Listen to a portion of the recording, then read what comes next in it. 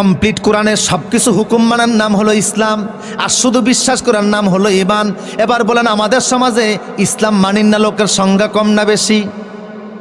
কম কিনা? ইমানদারের সংখ্যা বেশি, ইসলাম মানেন না লোকের সংখ্যা কথা কন্যা কা। তাইলে বোঝা গেল আমাদের সমাজে ইমানদার অভাব নেই, কিন্তু মুসলমানের অভাব আছে কথা কন্যা কা। কিসের অভাব? মুসলমানের অভাব, ইমানদারের কোনো অভাব।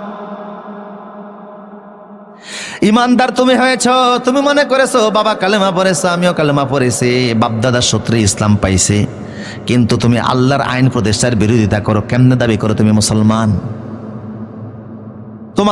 তুমি নিজে মানব তৈরি করার আইন দিয়ে রাষ্ট্র পরিচালনা করো, মানব তৈরি করা আইন দিয়ে বিচার ফায়সালা করো। আব্দুল ইবনে সালাম শনিবারকে সম্মান করে আল্লাহ মানতে পারলেন না, বলেন ইসলামে ঢুকো। আর মানুষের আইন দিয়ে তুমি রাষ্ট্র চালায়া, সংসদ চালায়া, দেশ চালায়া, বিচার ব্যবস্থা চালায়া মুসলমান দাবি করে কোন সাহসে?